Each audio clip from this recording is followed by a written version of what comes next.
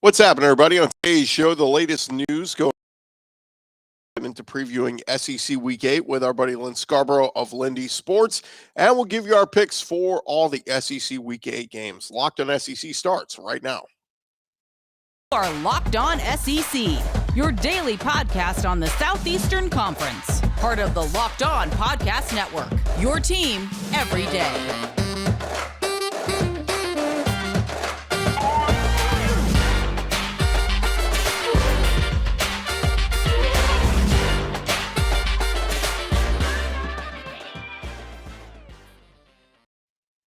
And what's happening, everybody? Welcome into Locked On SEC. It's great to have you guys along. Today's episode is brought to you by Underdog Sports.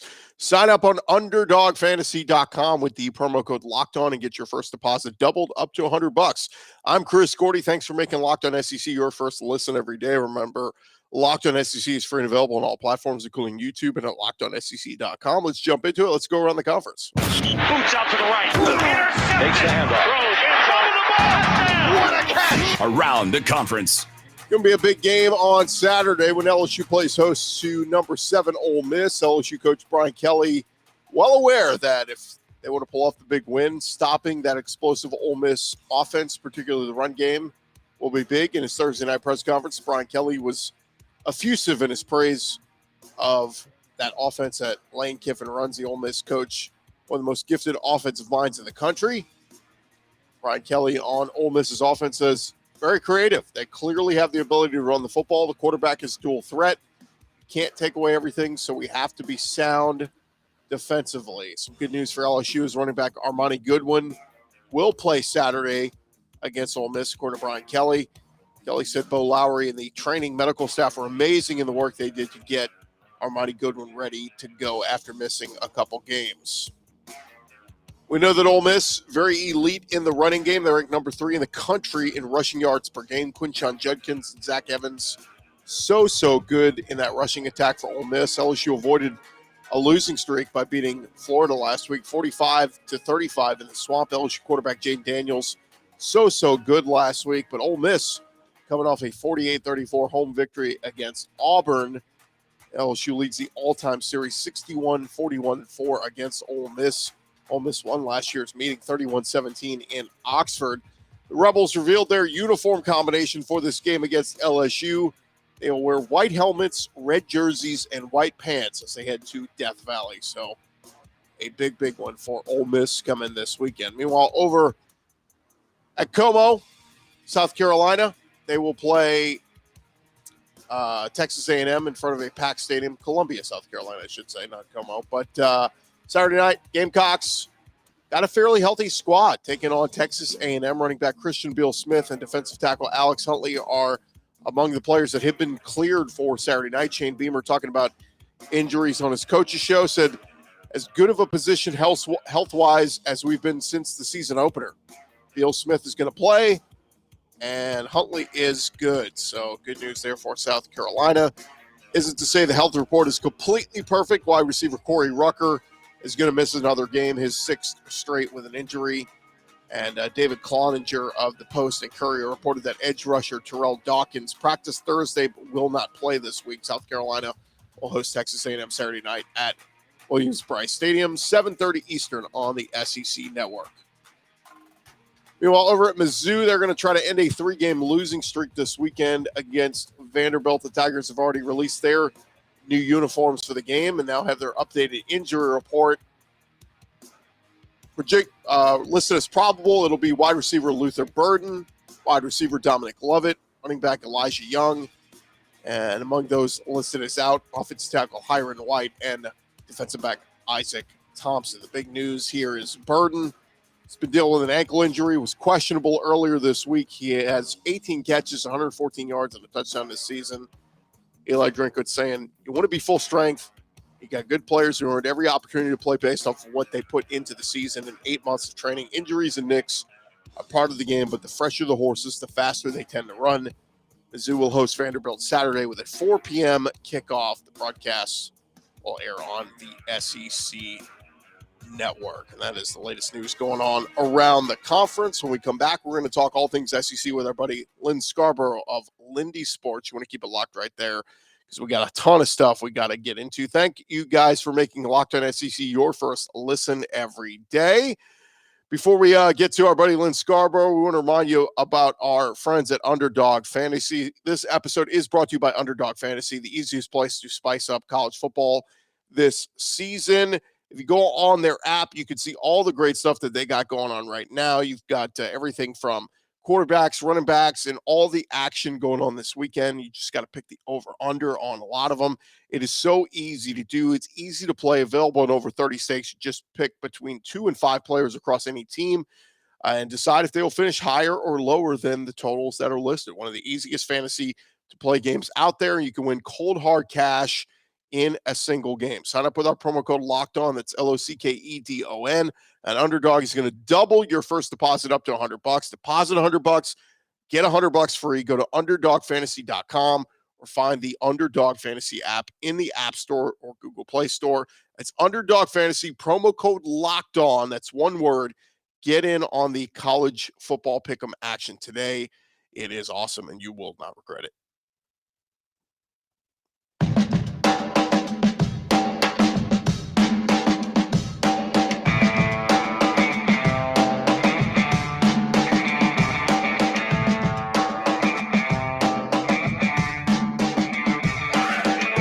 Run along here, Locked On SEC. One of our favorite segments every week is catching up with our buddy Lyn Scarbrough of Lindy Sports to talk all things SEC football with him, and he joins us right now. So let's jump into it. Look, we'd be playing some Rocky Top music for him right now because he called it Tennessee beating Alabama a week ago. But let's jump into it. Lyn Scarbrough. Lyn, how are you, man? Yeah, doing great. The Rocky Top was not the song that actually was being played at the end of that game. It was Dixieland Delight, and it was a classic. I don't know how many people got to watch the TV and realize that, but that was Dixieland Delight, which I closed my column basically this week with several lines out of Dixieland Delight. A little bit of trivia on that too is that that's not Tennessee's fight song. Tennessee's got a fight song named "Down the Field" is the name of it, and if you hear it, you may recognize that. Oh yeah, I've heard that at Tennessee sporting events, and most people, because Rocky Top has become so prevalent, that think that's the fight song, but they have another fight song that's pretty distinctive in itself. Lyn, I think you called that one a week ago. You told us that you thought the Vols were going to pull off that upset over Alabama. Yeah, I did. I thought it'd be a close game. Tennessee would win. I don't mean this ugly toward Alabama, but this is a really good Alabama team. But they could have, maybe should have lost to Texas. Could have, maybe should have lost to Texas A&M. Tennessee hadn't come close to losing. And and with all due respect to Texas A&M, this is a team that like a month before got run out of its stadium by Appalachian State. And Appalachian State they're a good team, but this isn't some Appalachian State that's threatening to break the college football playoff field. And I think A&M had the ball 18 minutes the entire game against Texas A&M at Kyle Field, and they got the ball with a chance to win in Tuscaloosa. And then Alabama goes up and gives up. And in fairness, Alabama got a lot of yards too, but they give up 500 and whatever yards to Tennessee, and at the end of the ball game,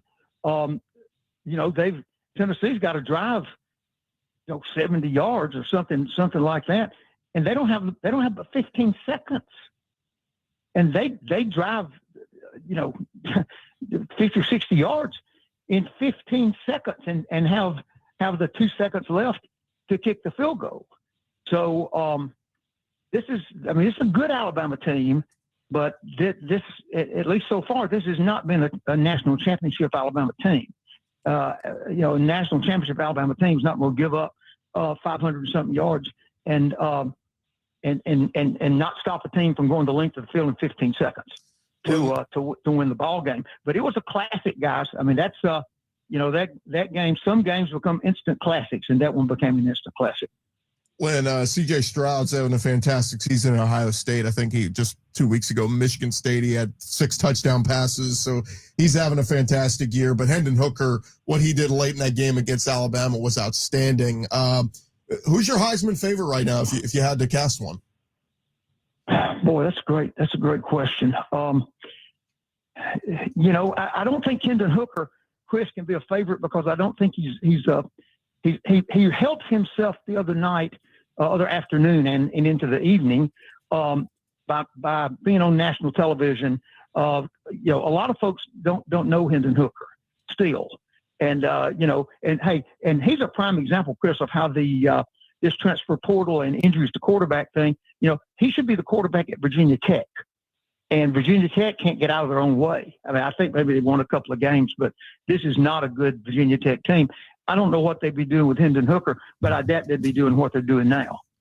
And Hendon Hooker transfers to Tennessee and makes such a gigantic difference. And you've got that happening all over the country with the transfer quarterback and what it's doing to other teams. But I think Hendon Hooker's got to be in the mix. I would say that Stroud would probably be the favorite over him right now, just because he's Ohio State and Ohio State's been there and he's had more advanced publicity. But no question, Hendon Hooker is playing his way into the discussion. Well, a couple of undefeated teams in the SEC still, like Georgia, Tennessee, and Ole Miss. How tough do you think it'll be for Ole Miss to keep this thing going and remain undefeated? Well, they've got the roughest row of anybody to do that. They still got to play Alabama. Of course, they don't play the other 2 SEC teams that are undefeated. So either Georgia or Tennessee, one's going to lose a ball game, obviously, and maybe more than that. But they're sure one of them's going to lose one. Well, Ole Miss, if they could run the table, then you'd have undefeated Ole Miss. What if they had Ole Miss in Tennessee in the SEC championship game? How much money could you have made if you could have gotten some idiot that was willing to make you that bet out of Las Vegas before the season started? I think Ole Miss, of the original teams, I think Ole Miss is the only one that has never played in the SEC championship game. Mississippi State's played in it twice. South Carolina's played in it. Of course, they weren't an original team. Missouri has a couple of times, I believe.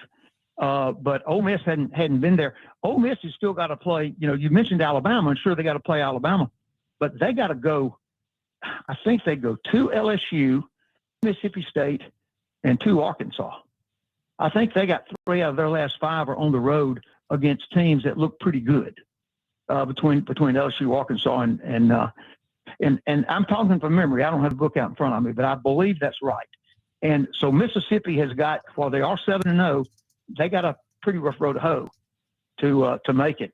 I personally think they'll beat LSU this weekend. That's not going to make Peppy on my picks, but I really think that Ole Miss probably will go down and beat LSU in Baton Rouge this weekend.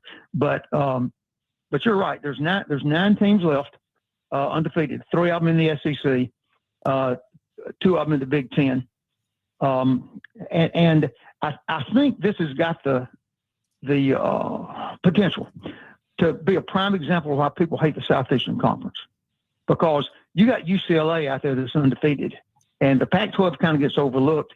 And if they can beat Oregon this weekend, and I'm not sure they will. In fact, I probably think Oregon's going to beat them. Bo Nix is, having a great year. A lot of Auburn people are pulling for him personally, but wish he still was wearing orange and blue jerseys. But if UCLA could somehow beat Oregon at Oregon, then the UCLA Southern Cal game is huge in November. TCU, they're undefeated, and the same situation with the Big 12. And, they came back from 17 points down to beat undefeated Oklahoma State this past Saturday. Now, they get another tough game this weekend. But TCU could get there. And so, and of course, Michigan and Ohio State play each other. So one of them is going to have a loss.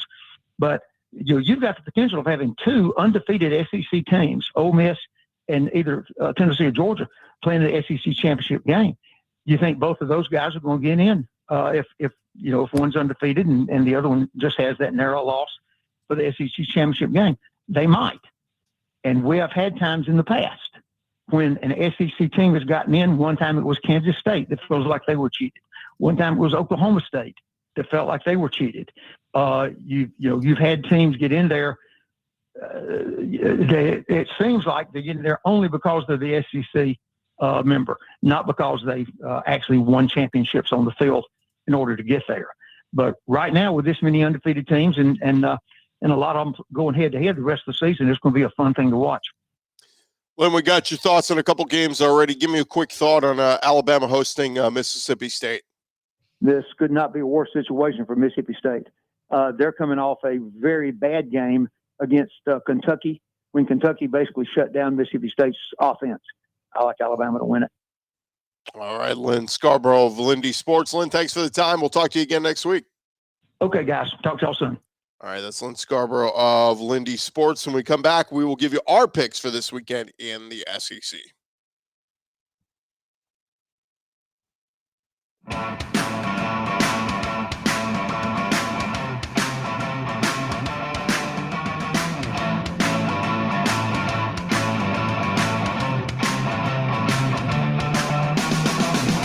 All right, roll along here, Locked On SEC. We need to jump into it and give you our expert picks. Only 5 games in the SEC this weekend, so let's jump into it as we give you our official picks in SEC Week 8, as courtesy of our friends over at BetOnline. And we jump into it. Tennessee Martin at Tennessee. BetOnline does not have an official line on this one, but we know Tennessee going to win big. Tennessee will roll to 7-0. They're up to number 3 in the country. We'll see if they end up moving up higher this week based on what happens around them. Next game at 3 o'clock Central, 4 Eastern on the SEC Network. It is 3-4 Vandy at 2-4 Mizzou. Both teams 0-3 in the SEC, but Missouri a 14-point favorite at home. Look, as much as I want to think Mizzou, this is a get-right game for them, I think they win, but I'm going to take Vandy plus the 14, right? If Mizzou wins, maybe they only win by 10 or so. So give me the Vandy plus the 14. Maybe there's a chance they can cover here. Vandy's been getting their butt beat lately in SEC play, but I think Mizzou is a comparable team to them. Next up, the CBS afternoon game is Ole Miss at LSU. This line started as Ole Miss is a favorite. We're up to LSU -2. I've seen some sports books even have LSU -2.5. I think, look, I've been very impressed with Ole Miss in the run game, but I do think that schedule has been very forgiving to them. I think LSU gets it done at home. I think the Tigers find a way to win. Jaden Daniels was so impressive a week ago in the Swamp. I think the offense is going to roll for LSU. I think the offense for Ole Miss is going to roll. I think this is going to be a shootout. This is going to be very similar to that game in Baton Rouge 2 years ago where LSU won something like 50-48 or something crazy. I think it's going to be a shootout. Take the over, whatever the over is, but give me LSU -2. I think the Tigers are going to find a way to upset Ole Miss and give them their first loss of the season just because this one is in Baton Rouge.